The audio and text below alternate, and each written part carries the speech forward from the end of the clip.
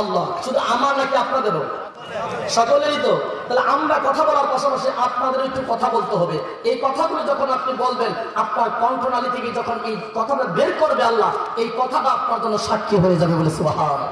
সম্মানিত মুহতারাম, আসেন আমরা আর ভূমিকায় না গিয়ে সরাসরি আয়াতের মধ্যে আল্লাহ পাক কি বলেছেন এই বিষয়ে আমরা আলোচনার দিকে চলে যাব ইনশাআল্লাহ। ওয়া ইউতি ইল্লাহু ওয়া রাসূলা, আল্লাহ পাক বলেন এখানে মান ইসমে মাউসুল, কোরআনুল কারীমের ভাষা ইসমে মাউসুল বলা হয় আল্লাযী, আল্লাহ জানে, আল্লাযিনা, আল্লাতী, আল্লাহ তাআলা, আল্লাতী, মান, মা, এটাকে গ্রামারের পরিভাষায় ইসমে মাউসুল বলা হয়। আল্লাহ পাক বলেন ওয়া ইউতি ইল্লাহু ওয়া রাসূলা, যেই ব্যক্তি আল্লাহ এবং রাসূলের আনুগত্য করলো, যে ব্যক্তি কি করলো? আল্লাহ আর রাসূলের আনুগত্য করলো। এই ইউতি শব্দটা এতাত থেকে আসছে, আনুগত্য করা, গোলামি করা, দাসত্ব করা। আল্লাহর গোলামির পাশাপাশি রাসূলের গোলামি, আল্লাহর দাসত্বের পাশাপাশি রাসূলের দাসত্ব, আল্লাহর ইবাদতের পাশাপাশি রাসূলের উপরে দুরূদ সম্মান প্রকাশ করা, এই দুইটার সমন্বয় হলো ইবাদত। বলে সুবহানাল্লাহ। ও পৃথিবীর মুসলমান, কোন মানুষ যদি দুনিয়ার জমিনে আমল করতে করতে করতে করতে করতে করতে চরম সীমানায় পৌঁছে যায়, এই মানুষটার অন্তরে যদি আল্লাহ রসুলের ভালোবাসা না থাকে, আল্লাহ রসুলের আদর্শ না থাকে, আল্লাহ রসুলের মধ্যে যেই সমস্ত আদর্শতা চরিত্র রয়েছে এই চরিত্র যদি না থাকে, তাহলে আল্লাহ রসুল সাল্লাল্লাহু আলাইহি ওয়াসাল্লাম আজ থেকে 1450 বছর আগে বলে গেছেন, লা ইউমিনু আহাদুকুম হাত্তা আকুনা হাব্বা ইলাইহি, তোমাদের কেউ প্রকৃত মুমিন হতে পারবে না, কেউ প্রকৃত ঈমানদার হতে পারবে না যতক্ষণ পর্যন্ত পৃথিবীর জমিনে তোমার ছেলে মেয়ে স্ত্রী পুত্র সহায় সম্পত্তি, এক কথায় পৃথিবীর সবচাইতে বেশি আপনার আমার রাসূলকে ভালো না বাসবেন, ততক্ষণ পর্যন্ত পৃথিবীর জমিনে কেউ মুমিন হতে পারবে না। বলে সুবহানাল্লাহ। এই জন্যই বলতে চাই, রাসূলের ভালোবাসার নাম ঈমান। যার মধ্যে রাসূলের ভালোবাসা নাই তার মধ্যে ঈমান নাই, যার মধ্যে রাসূলের আদর্শ নাই তার মধ্যে ঈমান নাই, যার মধ্যে রাসূলের ইতাআত নাই তার মধ্যে ঈমান নাই। যতই ইবাদত বندگی করুক, আমার আল্লাহ পাক রব্বুল আলামিন কুরআনুল কারীমের অপর আয়াতের মাঝখানে বলেন ওয়ালাউ আন্নাহুম ইযযালামু, আল্লাহ পাক বলেন কোন মানুষ যখন নিজের উপর জুলুম করেছে, কি জুলুম করেছে? নিজের উপরে জুলুম কি? আমার আল্লাহ কুরআনুল কারীমের ভাষায় বলতেছে, আল্লাহ পাক ইবাদতের জন্য বান্দার উপর নামাজকে ফরজ করেছেন, ইবাদতের জন্য বান্দার উপরে যাকাতকে ফরজ করেছেন, ইবাদতের জন্য বান্দার উপরে রোজাকে ফরজ করেছেন, ইবাদতের জন্য বান্দার উপর আল্লাহ পাক রব্বুল আলামিন কি করেছেন? হজকে ফরজ করেছেন। ইবাদতের জন্য বান্দার উপরে আল্লাহ পাক জিকির আজগারগুলোকে ফরজ করেছেন। ইবাদতের জন্য বান্দার উপরে কুরবানিগুলোকে ওয়াজিব করেছেন, আবশ্যক করে দিয়েছেন। এই রকম অসংখ্য ইবাদত আল্লাহ পাক রেখেছেন। শুধু এইগুলো ইবাদতের পাশাপাশি আর একটা ইবাদতের কথা বলেছেন, যেই বক্তা সাহেব একটু আগে আমার পূর্বে আলোচনা করেছেন, ওয়াকাদা রাব্বুকা আল্লা তা'বুদু ইল্লা ইয়্যাহু, আল্লাহর ইবাদতের পাশাপাশি পিতামাতার সাথে ভালো আচরণ করা, এটাও আল্লাহ পাক ফরজ করে দিয়েছেন। এভাবে এক কথায় শেষ, যত ইবাদতকে আল্লাহ পাক রব্বুল আলামিন ফরজ করে দিয়েছেন, এই ফরজ ইবাদত করার পরেও বান্দা কি করেছে? নিজের উপর জুলুম করেছে। কিভাবে জুলুম করেছে? আমার আল্লাহ পাক বলেন, বান্দারে তুই যতই জুলুম করেছিস, যতই অন্যায় করেছিস, যতক্ষণ পর্যন্ত তোর জন্য আমার রাসূল তোর জন্য ক্ষমা প্রার্থনা না করবে, আমার রাসূল যতক্ষণ পর্যন্ত তোরে উম্মত হিসাবে কবুল না করবে, গ্রহণ না করবে, আমার রাসূল যতক্ষণ পর্যন্ত তোর জন্য আমার কাছে ক্ষমা প্রার্থনা না করবে, আমি আল্লাহ তোরে ক্ষমা করব না।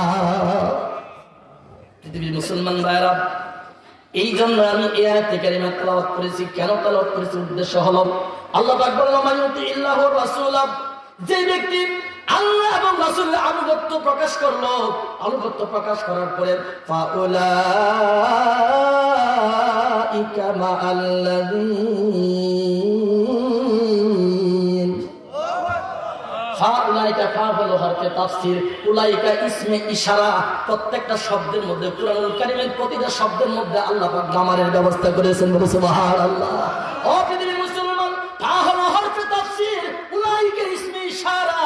আল্লাহ পাক বলেন তা উলাইকা, উহারাই বা তাহারাই, মা আল্লাযিনা, মা শব্দের তো সাথে, তাদের সাথে থাকবেন যাদের উপর আল্লাহ পাক করেছেন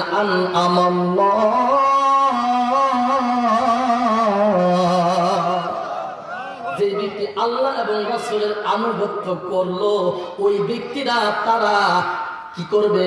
যাদেরকে আল্লাহ পাক নিয়ামত দান করেছেন, যাদেরকে আল্লাহ পাক বরকত দান করেছেন, যাদের প্রতি আল্লাহ পাক রহমত দান করেছেন, এই সমস্ত বান্দাগুলো ওই নিয়ামত প্রাপ্ত বান্দাদের সাথে থাকবে। বলে সুবহানাল্লাহ।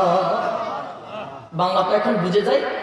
আল্লাহ পাক এই আয়াতের মধ্যেই কথা বলেছেন, যে ব্যক্তি আল্লাহ এবং তার রাসূলের আনুগত্য করলো, এই ব্যক্তিরা ওই সমস্ত নিয়ামত প্রাপ্ত ব্যক্তিদের সাথে থাকবে। নিয়ামত প্রাপ্ত ব্যক্তি। এখন প্রশ্ন হলো, কোরআনুল কারীম কি বলছেন? নিয়ামত প্রাপ্ত ব্যক্তি কারা? নিয়ামত প্রাপ্ত ব্যক্তিদের মধ্যে এক নম্বরে লিখছেন আনআমাল্লাহু আলাইহিম মিনান নাবিয়্যিন।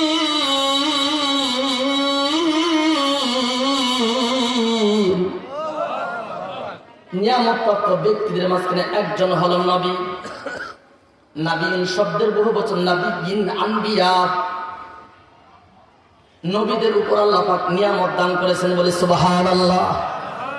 বলতে পারেন নবীদের উপর কেমন নিয়ামত?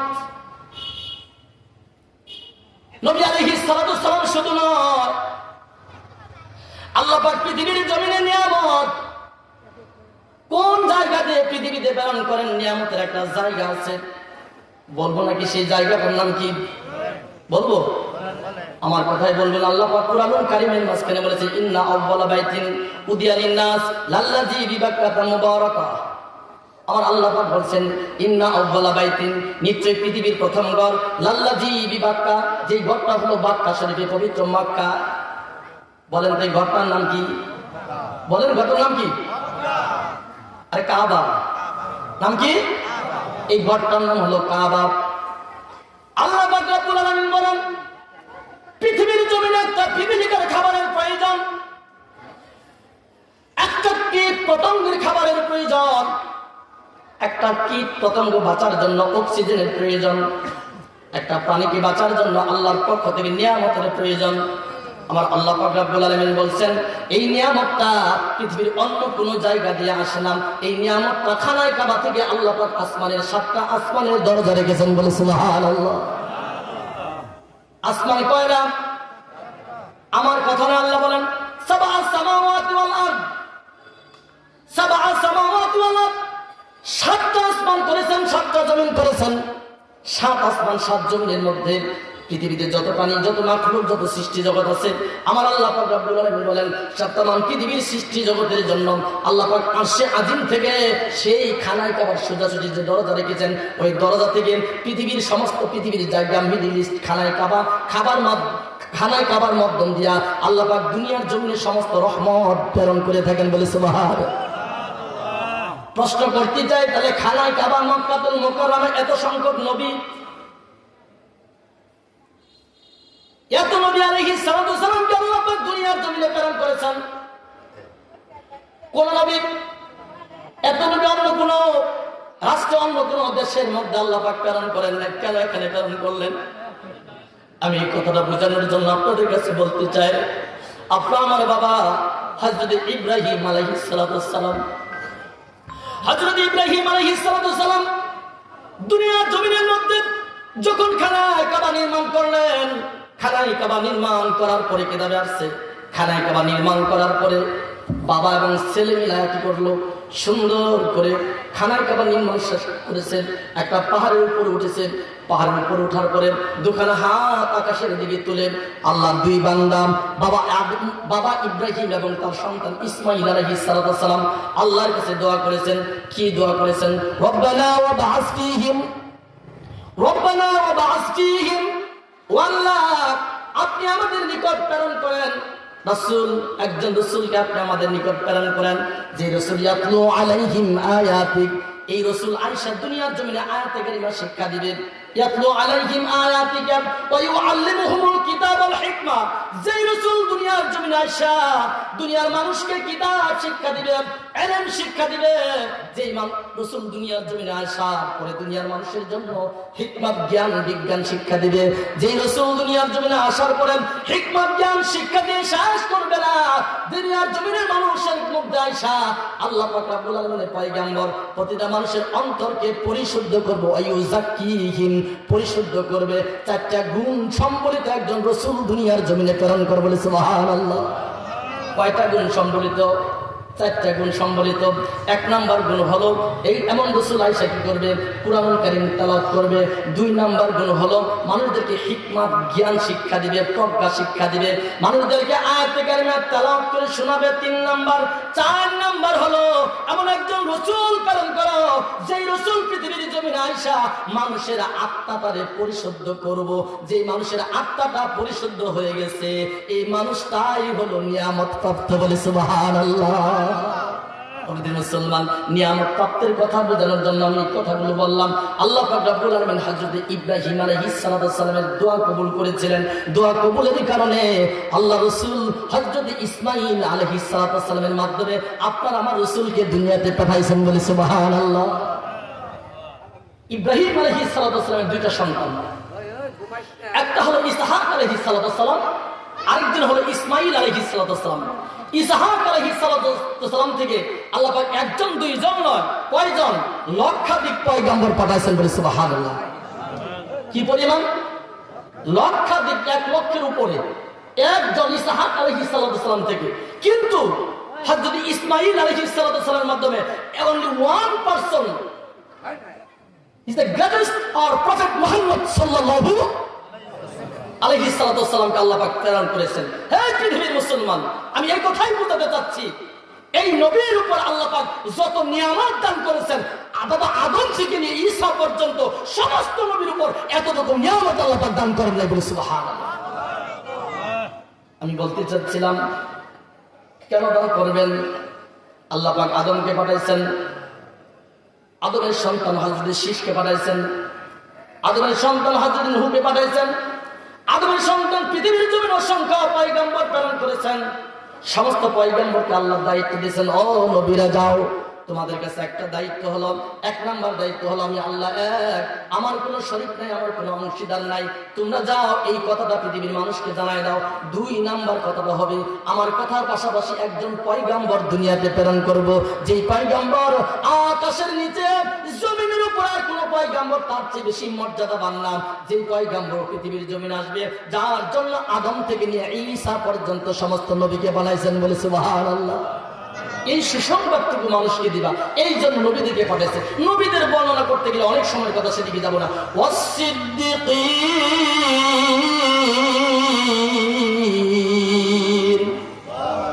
আল্লাহ পাক রব্বুল আলামিন বলেন, আমি নিয়ামত প্রাপ্ত বানাইছি নবীদেরকে, নবীদের পরে বানাইছি সিদ্দিকীনদের। এখন প্রশ্ন হলো, সিদ্দিক শব্দের অর্থ সত্যবাদী। এই সত্যবাদীটা কোন মানুষটা ছিল? এই সত্যবাদীটা ছিল রাসূলের জামানায় প্রথম যখন ইসলাম কবুল করেছিলেন, একটা মানুষ প্রথম ইসলাম কবুল করেছিলেন, যেই মানুষটা হলো আবু বকর সিদ্দিক রাদিয়াল্লাহু তাআলা, বলে সুবহানাল্লাহ। ওনার কথা এখানে বলেছেন, হযরত আবু বকর সিদ্দিক রাদিয়াল্লাহু তাআলা আনহুর কথা এখানে আল্লাহ পাক কেন বললেন? উদ্দেশ্যটা কি? আমি প্রশ্ন করতে যাই। রাসূল যখন মক্কার জমিনে ছিল, রাসূলের নাম আল আমিন ছিল। কি ছিল বলেন? আল আমিন, অতি বিশ্বাসী। অতি বিশ্বাসী ছিল। 40 বছর পর্যন্ত রাসূলের চাইতে ভালো কোনো মানুষ মক্কার জমিনে ছিল না। 40 বছর পর্যন্ত রাসূলের চাইতে নেককার কোন মানুষ মক্কাতুল মুকাররমার মধ্যে ছিল না। 40 বছর পর্যন্ত রাসূলের চাইতে পৃথিবীর জমিনে কোন সত্যবাদী মানুষ ছিল না। 40 বছর পর্যন্ত রাসূলের চাইতে উত্তম চরিত্রের অধিকারী আর কোন মানুষ ছিল না। 40 বছর পর্যন্ত মক্কাতুল মুকাররমায় রাসূলকে যদি কেউ আঘাত করত, কথা বলতো, রাসূলের চাচা আবু তালিব দাঁড়িয়ে যেত, রাসূলের চাচা দুনিয়ার জমিনের মাঝখানে আব্দুল ইবনে আব্বাস দাঁড়িয়ে যেত, রাসূলের চাচা দুনিয়ার জমিনের মাঝখানে আব্দুল মুত্তালিব দাঁড়িয়ে যেত। ও পৃথিবীর মুসলমান, আমার রাসূল মক্কাতুল মুকাররমায় জন্মগ্রহণ করেছেন। মক্কাতুল মুকাররমায় জন্মগ্রহণ করার পরে আমার রাসূলকে মক্কাবাসীর মানুষ এত বেশি ভালোবাসে, যেই ভালোবাসার কারণে রাসূলকে মক্কাতুল মুকাররমায় আল আমিন উপাধি দিয়েছেন। বলে সুবহানাল্লাহ। মুসলমান যখনই আল্লাহ পাক রব্বুল আলামিন নবুয়ত দান করেছেন, নবুয়ত 40 বছর বয়সে দান করেছেন। নবুয়ত দান করার পরে আল্লাহর পয়গম্বরকে আল্লাহ পাক রব্বুল আলামিন কুরআনুল কারীমের ভাষায় বলেন, ওয়া আনজির আশীরাতাকাল আকরাবিন। ও রাসূল, দুনিয়ার জমিনে আপনার বংশধরের মধ্যে, আপনার জ্ঞাতি গোষ্ঠীর মধ্যে, আপনার মধ্যে যারা আছে, আপনার জাতির মধ্যে যারা আছেন, তাদের নিকট আল্লাহর কালামার বাণীগুলো পৌঁছে দাও। বলে সুবহানাল্লাহ। প্রকৃতির মুসলমান, আমি আপনাদের কাছে বলতে চাই, আমার রাসূলুল্লাহ সাল্লাল্লাহু আলাইহি ওয়াসাল্লাম দুনিয়ার জমিনে আগমন করেছিলেন। আগমন করার কারণে মক্কাবাসী খুশি হয়েছে। যখনই কালেমার কথা বলেছেন, যখনই রাসূলের আদর্শের কথা বলেছেন, এক আল্লাহর কথা বলেছে, তখনই রাসূলের উপর অত্যাচার নির্যাতন শুরু হয়ে গেছে। ও মুসলমান, অত্যাচার নির্যাতন শুরু হলে আর কি হবে? আমার আল্লাহ পাক রব্বুল আলামিন বলেন, ওয়া রাফা'না লাকা যিকরাক। আল্লাহু আকবার। বলি আল্লাহু আকবার। আল্লাহ পাক বলেন, ওয়া রাফা'না লাকা যিকরাক। আমি রাসূল গো तमाम সৃষ্টি জগতের জন্য আপনার শান মান মর্যাদা সব চাইতে উচ্চ করেছি। বলে সুবহানাল্লাহ।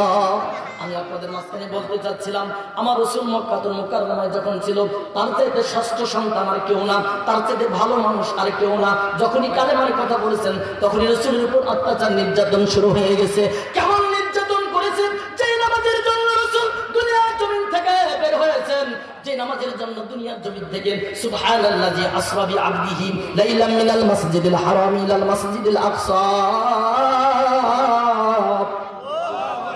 আমার রাসূল মসজিদে হারাম থেকে মসজিদে আকসা পর্যন্ত, মসজিদে আকসা থেকে নিয়ে বাইতুল মামুর পর্যন্ত, বাইতুল মামুর থেকে নিয়ে আরশ আজিম পর্যন্ত, সিদরাতুল মুনতাহা পর্যন্ত, সিদরাতুল মুনতাহা থেকে আরশ আজিম পর্যন্ত, আরশ আজিম অতিক্রম করেন হাজারো হাজার লক্ষ লক্ষ মাইল অতিক্রম করার পরে আল্লাহ পাক রব্বুল আলামিন আর আমার রাসূল এইভাবে দুইজন ফাতাদান্না দালা এইরকম কি কিতাবে আসছে, দুইজন দুই দোলকের কাছাকাছি বসছেন। কাছাকাছি বসার পরে আল্লাহ পাক দুনিয়ার জমিনের মধ্যে আপনার জন্য আমার জন্য নামাজ নিয়ে আসছেন। ও পৃথিবীর মুসলমান, আমি সেই দিকেও যাচ্ছি না। রাসূল এত কষ্ট করে উম্মতের জন্য নামাজ নিয়ে আসছেন। কেন নিয়ে আসছেন? কারণটা কি নিয়ে আসছেন? আল্লাহ পাক রব্বুল আলামিন যতগুলো ইবাদত দুনিয়ার জমিনে দিচ্ছেন, এক নাম্বার ইবাদতের মধ্যে হলো, এক নাম্বার ইবাদত তার ব্যাপারে রাসূল বলেছেন, আল ফারকু বাইনাল মুসলিম ওয়াল কাফির তারকুস সালাত। মুসলমান আর কাফেরের মাঝখানে পার্থক্য শুধু নামাজ।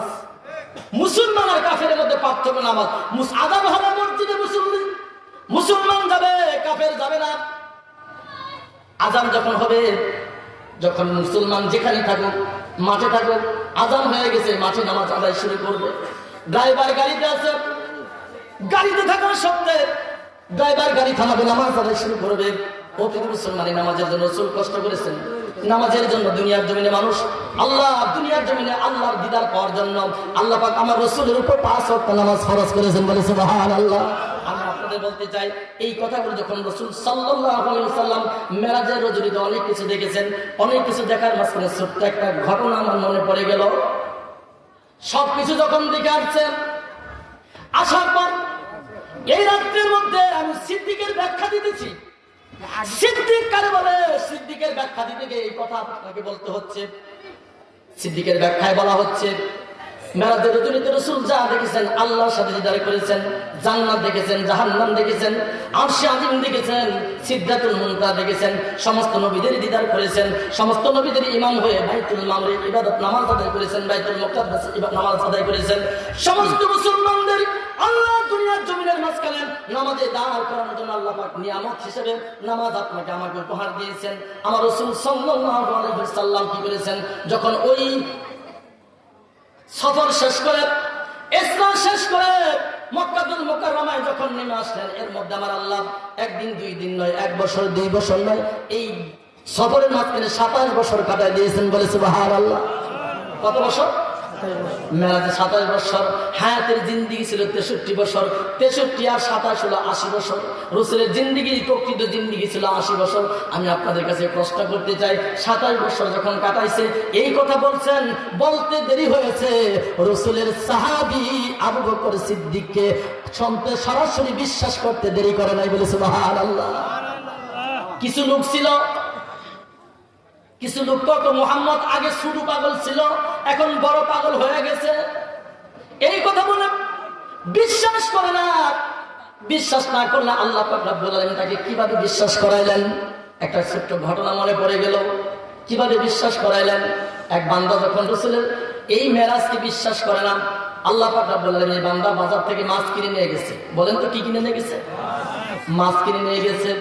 মাছ কিনে নিয়ে যাওয়ার পর স্ত্রীকে বলছে, ও স্ত্রী, এই যে বাজার করে আসছে, তুমি মাছ নিয়ে আসছি, কাটা বাছা করো। যা দেখে স্ত্রী কি করতেছে, কাঁথা সেলাই করে। কি সেলাই করে? আমাদের মা বললে খেতা সেলাই করে না, কাঁথা সেলাই করতেছে।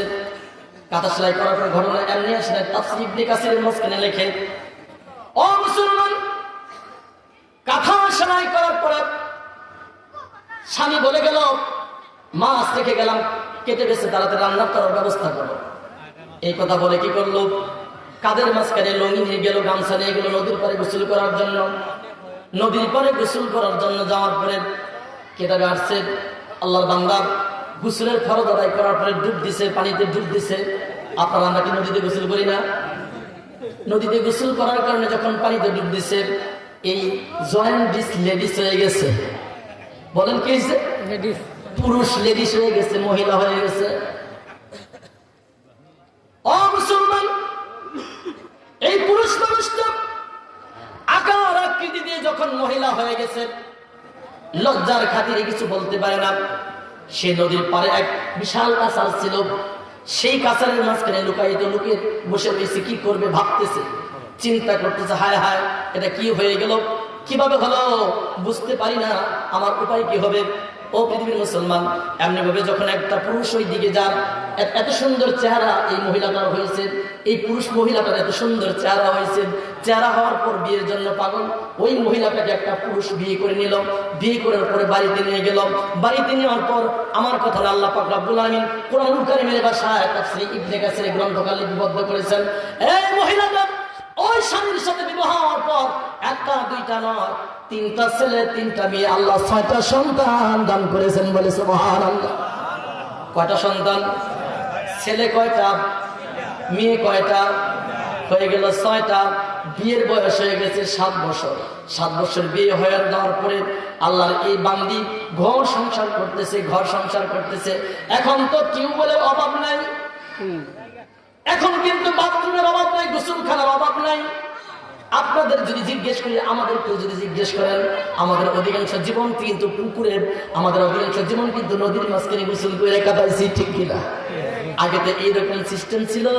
আল্লাহর এই বান্দি কি করেছেন, এখন কিছু এলাকা আছে, নরুন্দি এলাকা আছে, আমি দেখছি অনেক সব প্রোগ্রাম করতে যাই, জামালপুর নরুন্দি একটা পানির খুব সংকট। ওদিকে গেলে দেখা যায় অধিকাংশ মানুষ পুকুরের মধ্যে কি করে, গোসল করে। পুকুর পানি হয় না, 200, 250, 300, 400 ফিট পর্যন্ত দাবা, এরপর পানি হয় না, এরকম কষ্ট করে পুকুরের মধ্যে গোসল করে। তাহলে এই মহিলাটা একদিন জরুরত ছাড়ার জন্য, গোসল করার জন্য আবার চলে গেছে নদীর মধ্যে।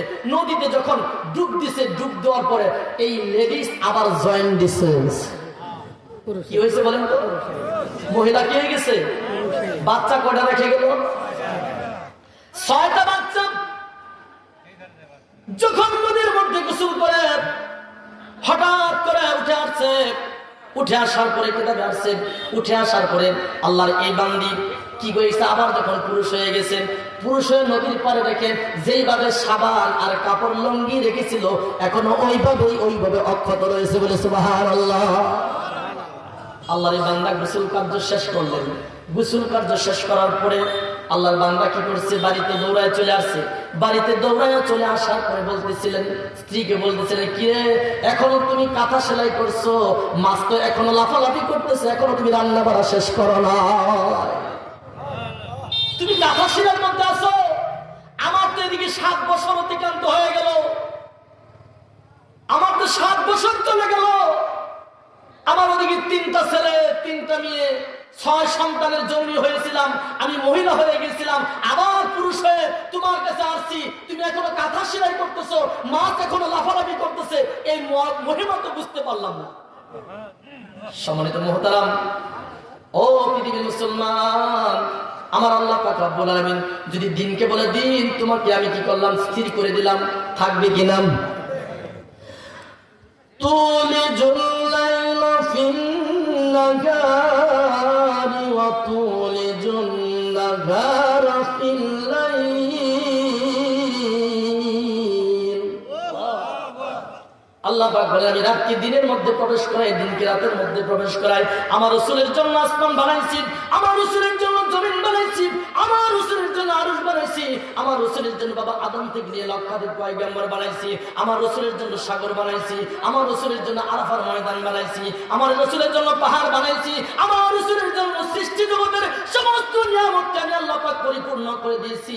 আমার রাসূলের জন্য আমি আল্লাহ পাক সৃষ্টি জগৎকে 27 বছরের জন্য স্তব্ধ করেছি বলে সুবহানাল্লাহ। 27 বছর স্তব্ধ করার পরে কিতাবে আসছেন 27 বছর স্তব্ধ করার কারণে আল্লাহ রাসূল সাল্লাল্লাহু আলাইহি ওয়াসাল্লামের একজন ব্যক্তি যাকে সিদ্দিক বলা হয়, সিদ্দিকের ব্যাখ্যা দিতে গিয়ে এই কথাগুলো বললাম। এখনো ব্যাখ্যা শেষ হয় নাই, সিদ্দিক কারে বলে ব্যাখ্যা শেষ হয় নাই। ও মুসলমান, সিদ্দিকের ব্যাখ্যা বলতে চাচ্ছিলাম। তাহলে এই মহিলাটা, পুরুষ মহিলাটা এখন কি তার বিশ্বাস হইছে যে রাসূলের 27 বছর জিন্দেগি মেরাজে কাটাইছে? আপনাদের বিশ্বাস হইছে? হ্যাঁ, তাহলে 27 বছর জিন্দেগি মেরাজের মাঝখানে কাটাইছে। কাটানোর পরে ওই মহিলাটা কি করলো? তার স্ত্রীরে বলে, স্ত্রীরে আমি তো মোহাম্মদ আমিনকে অবিশ্বাস করেছিলাম, তার মেরাজের কথা অমান্য করেছিলাম, অবিশ্বাস করেছিলাম। আজকে বিশ্বাস হয়েছে মুহাম্মদ রাসূলুল্লাহ জীবনে যত কথা বলেছেন প্রত্যেকটা কথা সত্য বলেছেন। আর প্রতিটা কথার প্রেক্ষিতে হযরত আবু বকর সিদ্দিক বলেছেন, সাদ্দাকতা ইয়া রাসূলুল্লাহ, সাদ্দাকতা ইয়া রাসূলুল্লাহ, ইয়া রাসূল আপনি সত্যই বলেছেন। আল্লাহু আকবার বলা যাবে না? মুসলমান, এই জন্য আবু বকর সিদ্দিক রাদিয়াল্লাহু তাআলা উনাকে রাসূলুল্লাহ সাল্লাল্লাহু আলাইহি সাল্লাম উপাধি দিয়েছেন সিদ্দিক। আল্লাহু আকবার। এই জন্য আয়াতে বলেন আমাইয়ুতি ইল্লাহা ওয়ার রাসূল ওয়া মান ইউতি ইল্লাহা ওয়ার রাসূল ফাউলাইকা মা'আল্লাযীনা আন'আমা আল্লাহু আলাইহিম মিনান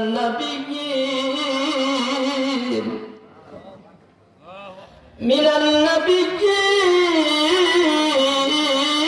ওয়াস-সিদ্দীকিন। ও পৃথিবীর মুসলমান, সিদ্দিক আবু বকর, আমার রাসূলের একটা ঘটনা মনে পড়ে গেল।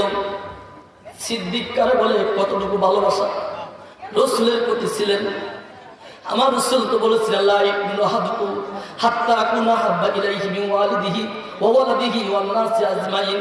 রাসূল বলে গেলেন, আবু বকর রে, ওমর রে, উসমান, আলী, ও আমার সাহাবীরা রে, তোমরা জেনে রাখো যতক্ষণ পর্যন্ত ছেলে মেয়ে স্ত্রী পুত্র পৃথিবীর সব চাইতে বেশি আমি রাসূলকে ভালো না বাসবা ততক্ষণ পর্যন্ত মুমিন হতে পারবে না। এই কথা রাসূল জানানোর পরে হযরত রাসূলের সাহাবী আবু বকর সিদ্দিক রাদিয়াল্লাহু তাআলা যখন ওনাকে বলা হলো, আবু বকর আর তো মক্কার জমিনে থাকা যাবে না, মদিনায় চলে যেতে হবে, আল্লাহর হুকুম না জানি কখন হয়। এই কথা শোনার পরে হযরত আবু বকর সিদ্দিক রাদিয়াল্লাহু তাআলা ওনার মসজিদে, ওনার ঘরের মধ্যে যায় আর রাত্রির বেলা ঘুমায় না, আর দরজার মাঝখানে ট্যাক লাগায়া পিছনের মাঝখানে একটা চাদর মুড়ি দিয়া সামান্য কিছু কাপড় নিয়া এমনি করে দাঁড়িয়ে থাকতেন। রাসূল যেদিন মক্কা থেকে মদিনায় হিজরত করেছেন, আল্লাহ রাসূলুল্লাহ সাল্লাল্লাহু আলাইহি ওয়াসাল্লাম মক্কাতুল মুকাররমা থেকে মদিনাতুল মুনাওয়ারা যাওয়ার জন্য যেদিন হিজরত করলেন, রাসূলের দরজা আবু বকরের দরজার কাছে গিয়ে যখন রাসূল এমন করে টোকা দিলেন, করাঘাত করলেন, করাঘাত করতে দেরি হয়েছে, হযরত আবু বকর বের হতে দেরি করে নাই বলে সুবহানাল্লাহ। ও মুসলমান বাবারা, সিদ্দিক এমনি হয় নাই, বিশ্বাসী এমনি হয় নাই। আবু বকর সিদ্দিক রাদিয়াল্লাহু তাআলা রাসূলের সাথে বের হয়ে গেলেন। প্রতিমধ্যে রাত্রি পোহায় যায়, গিরিগুহায় আশ্রয় গ্রহণ করলেন। গিরিগুহায় আশ্রয় গ্রহণ করার পরে হাঁটতে হাঁটতে মানুষ রাসূল কান্ত আবু বকরকে বলেছিলেন, আমার রাসূল আবু বকরকে বলেছিলেন, আবু বকর আমার একটু ঘুমাতে হবে, আমার তো মক্কার কথা মনে পড়ে যায়, আমার তো মাতৃভূমির কথা মনে পড়ে যায়, আমার তো ভালো লাগতেছে না, আর কাফেররা তো আমাদেরকে ধরে ফেলাবে, আমাকে একটু আরাম করতে দাও। আল্লাহ রাসূল সেই গুহার মধ্যে যখন শুয়ে পড়লেন, গুহার চতুর্পাশে গর্ত ছিল, গর্ত থাকার কারণে রাসূলের চাদর মোবারক থেকে চাদর ছিঁড়ে প্রতিটা গর্ত কি করেছিলেন? বন্ধ করেছিলেন। প্রতিটা গর্ত বন্ধ করার পরে কিতাব আসছে, বন্ধ করার পরে কাপড় শেষ, একটা গাদা বাকি রয়ে গেছে। মুসলমান, কাপড় শেষ, একটা গাদা গর্ত বাকি রয়ে গেছে। এই গর্তটা আর কি দিয়ে বুঝবে? বুঝানোর কোনো ব্যবস্থা নাই। আল্লাহ রাসূলের সাহাবী আবু বকর সিদ্দিক রাদিয়াল্লাহু তাআলা ওনার পবিত্র পা মোবারক দিয়া সেই গর্তের মুখটার মাঝখানে আটকিয়ে রাখলো। রাসূল সেইখানে হযরত আবু বকরের পায়ের উপরে মাথা রেখে ঘুমিয়ে পড়লেন। আর ঘুমিয়ে যখন পড়ছেন, হঠাৎ করে ভিতরে ঘরতে একটা বিষাক্ত সাপ ছিল।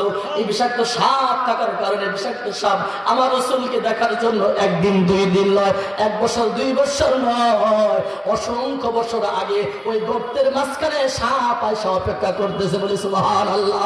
মক্কাতুল মুকাররমায় কাফেররা যেই দিন রাসূলকে তাড়িয়ে দিবে, রাসূলকে তাড়ানোর পরে এইখানে আইসা রাসূল সাল্লাল্লাহু আলাইহি ওয়াসাল্লাম আশ্রয় গ্রহণ করবে।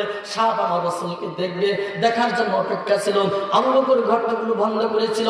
একটা ঘরের মাঝখানে পা রেখে যখন বসেছিল, হযরত আবু বকর সিদ্দিক রাদিয়াল্লাহু তাআলা উনি কি করলেন? আল্লাহ রাসূল সাল্লাল্লাহু আলাইহি ওয়াসাল্লামের মাথা যখন পায়ের উপর দিয়া, যখন রাসূল ঘুমিয়ে পড়লেন, আবু বকর পায়ের মাঝখানে সাপ রাসূলকে না দেখতে পেরে পায়ের মাঝখানে আঘাত করেছে, চুট করেছে। আর तमाम শরীরটা যখন সাপের বেশি বিষাক্ত হয়ে যায়, আল্লাহ রাসূল সাল্লাল্লাহু আলাইহি ওয়াসাল্লামের সাহাবী আবু বকর সিদ্দিক রাদিয়াল্লাহু তাআলা আমি প্রশ্ন করতে চাই, বুঝাতে চাই, সিদ্দিক এমনি হওয়া যায় না, শহীদ এমনি হওয়া যায় না, মুসলমান এমনি হওয়া যায় না, ইমানদার এমনি হওয়া যায় না, মুত্তাকি এমনি হওয়া যায় না, আল্লাহর ওলি এমনি হওয়া যায় না। পৃথিবীর জমিনে যারা সিদ্দিক হয়েছেন, আল্লাহর ওলি হয়েছেন, তারা মুমিন হয়েছেন, মুত্তাকি হয়েছেন, এমনি বসে এইরকম হওয়া যায় না। আমি কথা বলতে চাচ্ছিলাম, হযরত আবু বকর সিদ্দিক রাদিয়াল্লাহু তাআলা সাপের বিষের যন্ত্রণা, চোখের পানি পড়ে গেছে। চোখের পানি যখন গাল বেয়ে রাসূলের চেহারার মাঝখানে পড়ে গেছে, রাসূল থেকে উঠছে, আবু বকর মনে হয় বাড়ির কথা তোমার মনে পড়ে গেছে, মনে হয় তোমার সন্তানের কথা মনে পড়ে গেছে। ও আবু বকর, তোমার কি কষ্ট হইতেছে? আবু বকর বলে, রাসূল, ইয়া রাসূলুল্লাহ, ইয়া হাবিবাল্লাহ, আমার বাড়ির কথা মনে পড়ে নাই, সন্তানের কথা মনে পড়ে নাই, পৃথিবীর কারো কথা মনে পড়ে নাই। রাসূল গো, এই ঘাটের মাঝখানে সাপ আমাকে দংশন করেছে, সাপের দংশনের কারণে ব্যথা সামলাতে পারি নাই, আমার চোখ থেকে পানি পড়ে গেছে। ইয়া রাসূলুল্লাহ, ইয়া হাবিবাল্লাহ, আপনার চেহারায় পড়ে গেছে। বলে সুবহানাল্লাহ।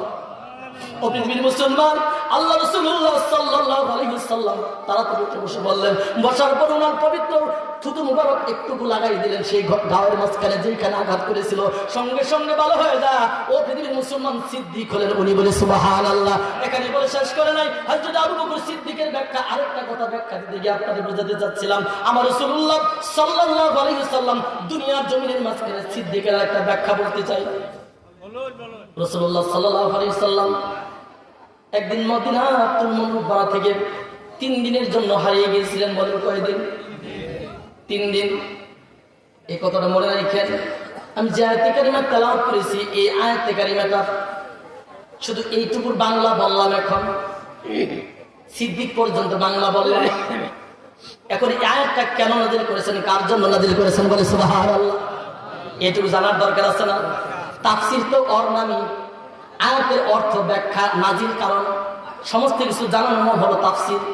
আমরা তো নাম লিখে ফেলাই মুফাসসির, আমরা তো নাম লিখে ফেলাই মুহাদ্দিস, আমরা তো নাম লিখে ফেলাই মুফতি। নাম লিখতে দেরি হয় না, কিন্তু বুঝাতে অনেক দেরি হয়ে যায়, হয় কিনা? এই আয়াতে কারিমা কেন নাজিল হলো?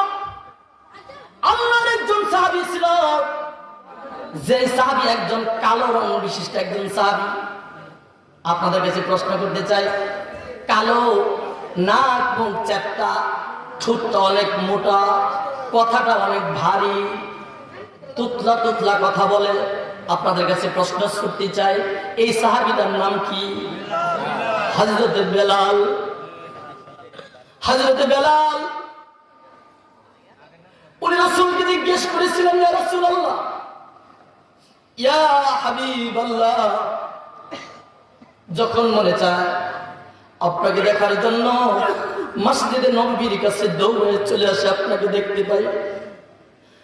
যখন মনে চায় আপনার দিদারের জন্য দৌড়ে আপনার হুজরা মুবারকের কাছে চলে যায়, আপনাকে দেখতে পাই দেখার জন্য। ইয়া রাসূলুল্লাহ, ইয়া হাবিবাল্লাহ, আপনি যেদিন পৃথিবীর জমিনে থাকবেন না, চলে যাবেন, ওই দিন কি আপনাকে আমরা দেখতে পাবো নাকি? ওই দিন কি আপনার দিদার আমাদের হবে নাকি? আর যদি দিদার হয়, আর যদি দেখা হয়, ইয়া রাসূলুল্লাহ, আপনার মাধ্যমে জানতে চাই কিভাবে দিদার হবে, কিভাবে দেখা হবে, বলে সুবহানাল্লাহ। এই কথা বলার পরে হযরত বেলাল রাদিয়াল্লাহু তাআলা যখন রাসূলকে এই কথা প্রশ্ন করেছেন, জিজ্ঞেস করার পরে আমার আল্লাহ পাক রব্বুল আলামিন এই আয়াতে কারিমা নাজিল করে দিয়ে জানিয়ে দিলেন বেলালকে, এই আয়াতে কারিমা নাজিল করে জানিয়ে দিলেন আবু বকরকে, এই আয়াতে কারিমা নাজিল করে জানিয়ে দিলেন সাহাবা আজমাইনদেরকে, এই আয়াতে কারিমা নাজিল করে জানিয়ে দিলেন পৃথিবীর তামাম মুসলমানকে, বলে সুবহানাল্লাহ। কি জানিয়ে দিলেন? আল্লাহ পাক রাসূলের জবান দিয়ে বের করে দিলেন, ওয়া ইউতিল্লাহ ওয়া রাসূলাহ, যে ব্যক্তি আল্লাহ এবং তার রাসূলের আনুগত্য করবে, যে ব্যক্তি আল্লাহ এবং তার রাসূলের গোলামি করবে, দাসত্ব করবে, আমার আল্লাহ পাক বলেন এই ব্যক্তিরা নিয়ামত প্রাপ্ত ব্যক্তিদের সাথে থাকবে, নবীদের সাথে থাকবে, সিদ্দিকিনদের সাথে থাকবে। বলা যাবে কি সুবহানাল্লাহ। আল্লাহ পাক জানাই দিলেন আবু বকর, উসমান, আলী, বেলালকে জানিয়ে দিলেন। বেলাল খুশি হয়ে গেল। খুশি হওয়ার পর আবার রাসূলুল্লাহ সাল্লাল্লাহু আলাইহি সাল্লামকে জিজ্ঞেস করলাম, ইয়া রাসূলুল্লাহ, ইয়া হাবিবাল্লাহ, আপনার শান মান মর্যাদা তো আল্লাহর কাছে অনেক বেশি, বলতে চাই আপনি যেইখানে থাকবেন আমরাও কি সেখানে থাকবো নাকি? আপনি যেখানে থাকবেন আমরাও সেখানে থাকবো নাকি? আল্লাহ রাসূল বলল, ও দুনিয়ার মুসলমানেরা, রাসূলের ভালোবাসা যার যত বেশি তত কাছাকাছি থাকবে তারা বেশি। এই জন্য ভালোবাসা নিয়ে, রাসূলের ভালোবাসা নিয়ে সাহাবীদের মাঝখানে কতটুকু পাগল সাহাবীরা ছিল। রাসূলের ভালোবাসা সাহাবীদের মাঝখানে ঘাটতি ছিল না। রাসূল বলতে দেরি করেছে, সাহাবীরা দুনিয়ার জমিনের সমস্ত ভালোবাসা মহব্বত ছেড়ে রাসূলের জন্য জীবন দান করে দিয়েছে। ও পৃথিবীর মুসলমান, আমি আপনাদেরকে বলতে চাচ্ছিলাম, আল্লাহ রাসূল সাল্লাল্লাহু আলাইহি সাল্লাম হযরত বেলালের এই কথার প্রেক্ষিতে আল্লাহ পাক এই আয়াতে কারিমা নাজিল করেছেন, বলে সুবহানাল্লাহ। ও মুসলমান, সিদ্দিকের ব্যাখ্যা শেষ করি নাই। আল্লাহ রাসূলকে সাহাবীরা কেমন ভালোবাসতো। একদিন হঠাৎ করে রাসূল মদিনাতুল মুনাওয়ারা থেকে 3 দিনের জন্য হারিয়ে গেছে। বলেন কয়দিন? 3 দিনের জন্য হারিয়ে গেছে। 3 দিনের জন্য হারিয়ে যাওয়ার কারণে রাসূলকে কোথাও খুঁজে পাওয়া যায় না। বলতে পারেন কেন রাসূল 3 দিনের জন্য হারিয়ে গেলেন? আল্লাহ রাসূলুল্লাহ সাল্লাল্লাহু আলাইহি ওয়াসাল্লাম দুনিয়ার জমিনে যেদিন 6 বছর বয়স ছিল। বলেন তো কয় বছর? 6 বছর বয়স ছিল। 6 বছর বয়সে আমার রাসূলের বক্ষ বিদীর্ণ করেছে। কে করেছেন? আল্লাহর ফেরেশতা। কে করেছেন বলেন? আল্লাহর ফেরেশতা বক্ষ বিদীর্ণ করেছেন। বক্ষ বিদীর্ণ করার পরে তার সাথে ছিল দুধ ভাই। কি ভাই? দুধ ভাই হালিমাতুস সাদিয়া রাদিয়াল্লাহু তাআলা আনহার একজন সন্তান দুধ ভ্রাতা ছিল। এই দুধ ভ্রাতা আর শিশু নবী মুহাম্মদ রাসূলুল্লাহ সাল্লাল্লাহু আলাইহি সাল্লাম যেদিন কি করলেন, সেই মেষ পালন করার জন্য, মেষ রাখার জন্য সেই পাহাড়ের পাদদেশে যাচ্ছিলেন। ওই মুহূর্তে সেখানে বসেছিলেন। বসে থাকার পরে কিতাবে আসছে, বসে থাকার পরে আল্লাহর পক্ষ থেকে জিবরাইল আমিন আসছিলেন, মিকাইল আলাইহিস সালাম আসছিলেন। দুইজন ফেরেশতা আয়েশা আমার রাসূল সাল্লাল্লাহু আলাইহি সাল্লামের দুই পাশে দুই ডানার মাঝখানে নিয়ে হেঁটে হেঁটে পাহাড়ের পাদদেশের মাঝখানে চলে গেলেন। পাহাড়ের পাদদেশে চলে যাওয়ার কারণে কিতাবে আসছে আর দুধ ভ্রাতা দেখতেছে দুইজন মানুষ অচেনা, দুইজন মানুষ, এই দুইজন মানুষকে চিনে না। দুধ ভ্রাতা চিনতে পারতেছে না। যখন শিশু নবী মুহাম্মদ রাসূলুল্লাহকে নিয়ে যাচ্ছেন, নিয়ে যাওয়ার পর সেই পাহাড়ের পাদদেশে ওনার বক্ষটাকে চিরে যখন বিদীর্ণ করলেন, বিদীর্ণ করার পরে দৌড়ায় চলে গেলেন ওই দুধ ভ্রাতা মা হালিমাতুস সাদিয়ার কাছে চলে গেলেন। হালিমাতুস সাদিয়ার কাছে চলে যায়, বলে মা, আমার দুর্বাদা মুহাম্মদকে কে যেন দুইটা মানুষ তুলে নিয়ে গেল, আমার দুর্বাদা মুহাম্মদকে কে যেন দুইটা মানুষ তুলে নিয়ে গেল, আমি তো তার চিনি না, দেখতে পারি না গো মা, দেখো কোথায় চলে গেল। এই কথা বলার পর যখন হযরত দুর্বাদা হালিমাতুস সাদিয়া দৌড়ায় সন্তানের জন্য চলে আসছেন, আসার পর দেখতেছে ওই যে পাহাড়ের পাদদেশে আল্লাহ রাসূলকে এত সুন্দর করে সিনা সাক করায়া, ফেরেশতারা সিনা সাক করায়া সুন্দর করে বসায় রাখছে। বসে যখন নিচের দিকে তাকাইয়া আল্লাহ রাসূল যখন দুধ বাতার দিকে তাকাইতেছে, চিন্তা করতেছে, মায়ের কথা যখন মনে পড়ে গেছে, বাবার কথা যখন মনে পড়ে গেছে, পৃথিবীর মুসলমান রাসূল পাক অন্তমহন নিয়া আল্লাহ রাসূল সাল্লাল্লাহু আলাইহি ওয়াসাল্লাম বসেছেন। মা হালিমাতুস সাদিয়া যা বলে, বাবা মুহাম্মদ তোমার কি হয়েছে, তোমার কেমন লাগতেছে? আল্লাহ রাসূল বলতেছিল, ও মা হালিমাতুস সাদিয়া, আমার তো তেমন খারাপ লাগে না, আমি তো কিছুই বলতে পারি না। দুইজন মানুষ আয়সা কে যেন আমাকে নিয়ে আসছে, পাহাড়ের পাদদেশে বসাই রাখছে। পাহাড়ের পাদদেশে রাখার পরে আমাকে কি যেন করলো আমি আর বলতে পারি না।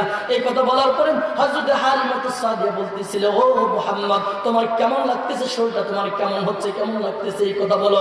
আল্লাহ রাসূল বলল, মা আমার তো তেমন কোনো খারাপ লাগে না, আমি তো আগে দুনিয়ার জমিনের মাঝখানে বৈশা শুধু উপরে আকাশ দেখতে পারতাম, যেই জায়গায় বসছি এই মাটিটুকু দেখতে পাইতাম, এর চাইতে আর বেশি কিছু আমার যত্ন দেখা যায় না। ও মা এখন আমার কে যেন এই বক্ষটা বিদীর্ণ করে দিয়েছেন। বক্ষটা বিদীর্ণ করে দেওয়ার পর আল্লাহ পাক সাবা আসমাওয়াতি ওয়াল আরদ, সাতটা আসমান সাতটা জমিন আল্লাহ পাক তৈরি করেছেন। সাত আসমানের উপর পর্যন্ত কি আছে, আরশে আজিমে কি আছে, আরশ কুরসিতে কি আছে, মা আমি সব কিছু দেখতে পাই, বলি সুবহানাল্লাহ। ও পৃথিবীর মুসলমান, এই কথা বলার পরে মা হালিমাতুস সাদিয়া আমার রাসূল বলতেছে, মুহাম্মদ, হালিমাতুস সাদিয়াকে বলতেছে, ও মা উর্দু আকাশে যা আছে সব দেখছি, এরকম কথা নয়। মাটির নিচে যা আছে, এই মাটির নিচে আমার আল্লাহ পাক পানি রাখছেন, পানির নিচে আমার আল্লাহ পাক মাটি রাখছেন, এরপর আবার পানি রাখছেন, এরপরে আবার মাটি রাখছেন, এরপরে আবার পানি রাখছেন, এরপরে মাটি রাখছেন। সাবা আসমাওয়াতি ওয়াল আরদ, আর সাতটা জমিনের স্তর আল্লাহ পাক রাখার পরে নিচে একটা মাছ রাখছেন। এই মাছের দুইটা পাখা, এই পাখা দুইটা বিদীর্ণ করে, সাত জমিন বিদীর্ণ করে, সাত আসমান বিদীর্ণ করে আল্লাহ পাকের আরশে আজিম পর্যন্ত পাকড়াও করে রাখছে, বলে সুবহানাল্লাহ। এই 6 বছর বয়সে আমার রাসূলুল্লাহ সাল্লাল্লাহু আলাইহি ওয়াসাল্লামকে আল্লাহ সিনা সাকের মাধ্যমে এত মর্যাদা দান করে দিলেন। আমি প্রশ্ন করতে চাই, এই কথাগুলো আবু বকর সর্বপ্রথম বিশ্বাস করেছিল, এটার নাম হলো সিদ্দিক, এটার নাম হলো সিদ্দিক, বলে সুবহানাল্লাহ। ও পৃথিবীর মুসলমান, সিদ্দিকের ব্যাখ্যা শেষ হয় নাই। আমার রাসূলকে কেমনে ভালোবাসছিলেন হযরত আবু বকর সিদ্দিক রাদিয়াল্লাহু তাআলা, হযরত উমর, হযরত আলী, উসমান, ও রাসূলের জামানায় যত পাগল সাহাবী ছিল, এই সাহাবীদের মাঝখানে যখন রাসূল মক্কা থেকে মদিনায় হিজরত করেছেন, হিজরত করার পর 3 দিন চলে যায়, কিছুদিন মদিনায় থাকার পরে মদিনার শিশুরা রাসূলকে ভালোবাসে, মদিনার বৃদ্ধরা রাসূলকে ভালোবাসে, মদিনার মহিলারা রাসূলকে ভালোবাসে, রাসূলকে ভালোবাসে এমন কোন মানুষ নাই। কিন্তু এমনও কিছু মুনাফিক মার্কা মুসলমান মদিনাতে তখন ছিল। কি মার্কা মুসলমান? আপনারা কি চিনেন মুনাফিক মার্কা মুসলমান কারে কয়? বলবো আমি, সময় তো শেষ, যদি বক্তা করি। আমি তো বলছি 1 ঘন্টার কথা, হ্যাঁ 1 ঘন্টার কথা বলছি, কি বলেন? 1 ঘন্টা 10 মিনিট হয়ে গেছে। আমার তার একটা প্রবলেম আছে, ফোনের পর ফোন আসছে, ফোনের পর ফোন আসছে। আপনাদের বলি নাই, আগে বলছি যে আমার ভাগ্য খারাপ, আপনাদের ভাগ্য খারাপ, তাহলে আমার ভাগ্য খারাপ। তার প্রমাণ কি জানেন? বলবো আমি, যে আপনাদের উত্তর এলাকায় প্রোগ্রাম থাকলে আমার ডাবল প্রোগ্রাম হয়।